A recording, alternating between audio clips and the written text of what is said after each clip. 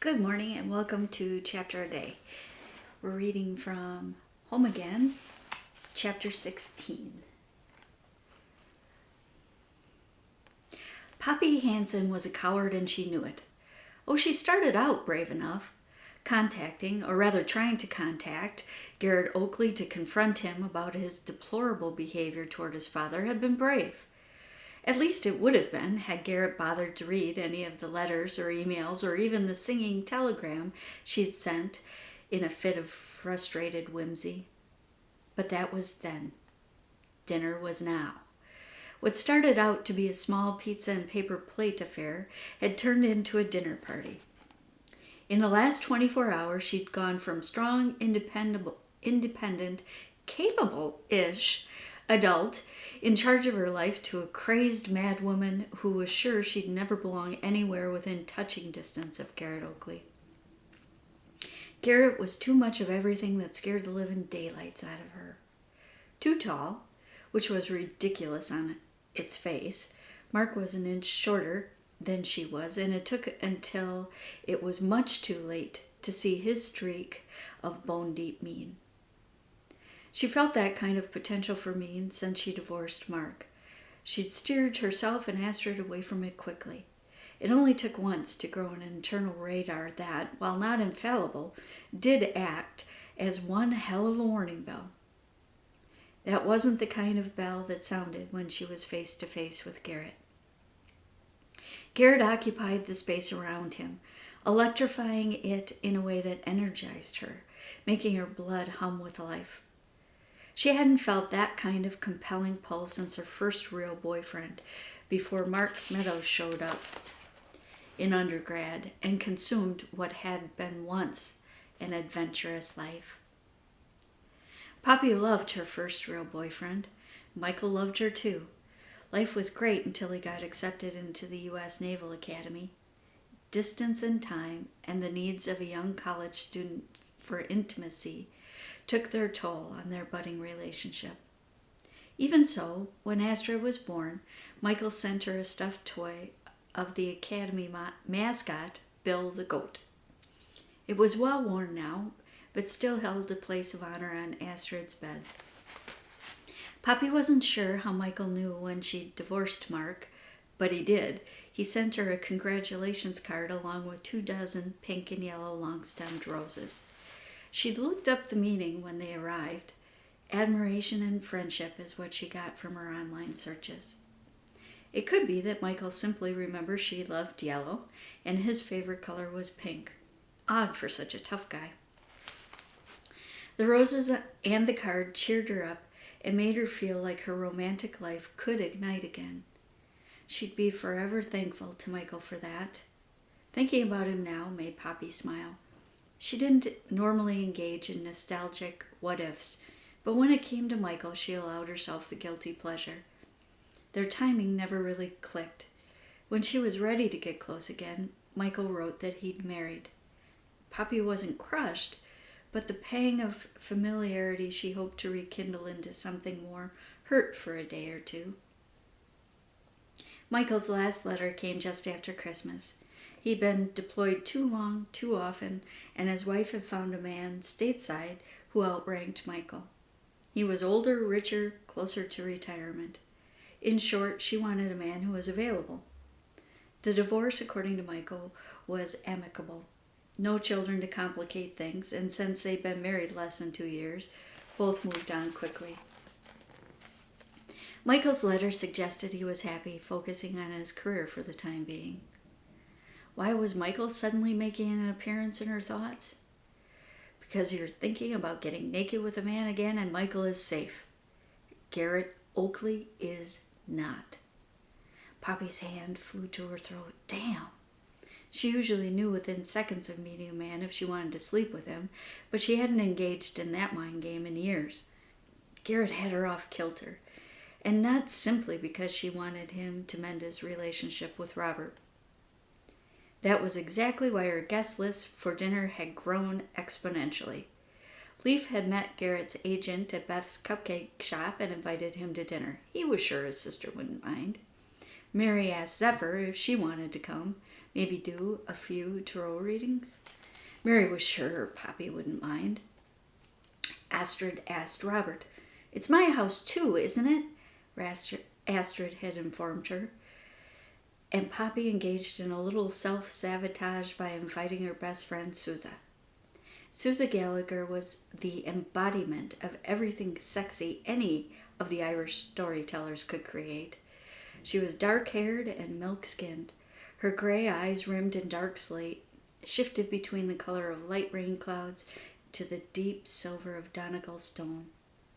Her lips were naturally deep rose, her curves evident on her otherwise trim dancer's body. She was above average height, but not tall enough to intimidate even the shortest of men. Sousa Gallagher was a walking, talking advertisement for sex on a stick.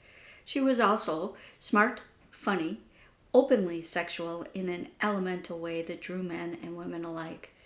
Hell, had Poppy been able to pick a photo for sex appeal in the Urban Dictionary, she would have picked Sousa, followed by Marilyn Monroe. Maybe followed by an image of Cleopatra. Although no one really knew what she looked like. But men, powerful men, seemed to fall at her feet.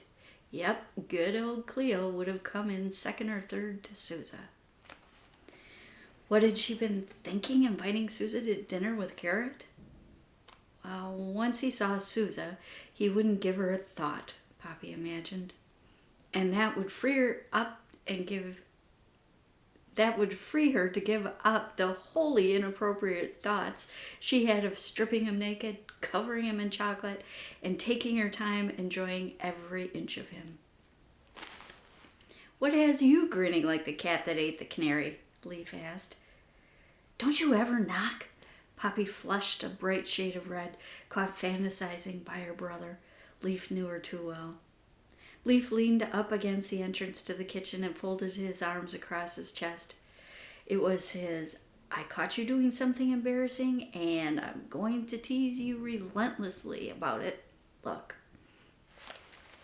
"Why should I knock? I was invited. And you were too busy in here dreaming about stripping Liam Hemsworth bare-ass naked." "Brad Pitt," Poppy muttered. Leaf lifted a brow. "Isn't he a little old for you?" Poppy harumphed. "Brad Pitt isn't too old for anyone over 20 or too young for anyone under 90. Leaf pushed away from the threshold where the walls indented a bit before leading from the dining area into the kitchen. He came up beside her and popped one of the hors d'oeuvres she spent the last hour making into his mouth. "Whoever you were mentally stripping, it wasn't Brad Pitt.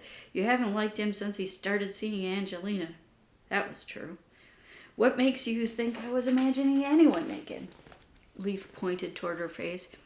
"That particular shade of red you're wearing." "Who's imagining who naked?" Mary asked, coming from the front porch. Poppy's siblings never knocked. She didn't mind most of the time. "Poppy, no one," Poppy and Leaf said at the same time. "Ah," Mary said, putting the bag of groceries on the counter next to Poppy's plate of hors d'oeuvres. She pulled out a vegetable tray and a pre-made circle of shrimp cocktail that looked delicious and took no time to prepare. Poppy's shoulders dropped. She was making work, overcompensating because she was nervous. Her house was being invaded by her choice. "What's the ah for?" Poppy asked Mary, not sure she wanted to hear the answer. "It's simply an observation," Mary said, a small, private smile on her downturned face. She was trying to hide it behind the grocery bag. Poppy saw it. So did Leaf. "Spill." Mary stood straight up and met Leaf's eyes, her enjoyment of the topic obvious. "Our baby sister is on the market again." "What are you talking about?" Poppy said, more forcefully than she intended. Leaf cocked his head at Mary, gesturing for her to continue. Poppy couldn't take her eyes off Garrett Oakley when he came into the shop today. Mary grew a fraction more serious without losing her smile. She wasn't looking at him with the wary vibe she gives most men who approach her. She was interested, flirty even. "I was not flirty," Poppy said indignantly. Leaf and Mary ignored her, continuing their own conversation like she wasn't even there. So that's why Garrett's coming to dinner on his first night in town. Leaf grinned in that superior older brother way that never ceased to irritate Poppy. And here I thought the game was to get Robert and Garrett talking again, not to get Garrett into Poppy's bed. Leaf lost his smile, stood up straight, and looked around frantically. Where's Astrid? Poppy made a rude sound. You worried about that now? Nice going, Uncle Leaf. Leaf looked a little sick to his stomach. Poppy took pity on him. She's helping Robert with the books. Leaf visibly relaxed. That kid is going to be an MBA by the time she's 12 at this rate. Poppy smiled. Astrid was surrounded by people who not only loved her, but were proud of who she was and who truly believed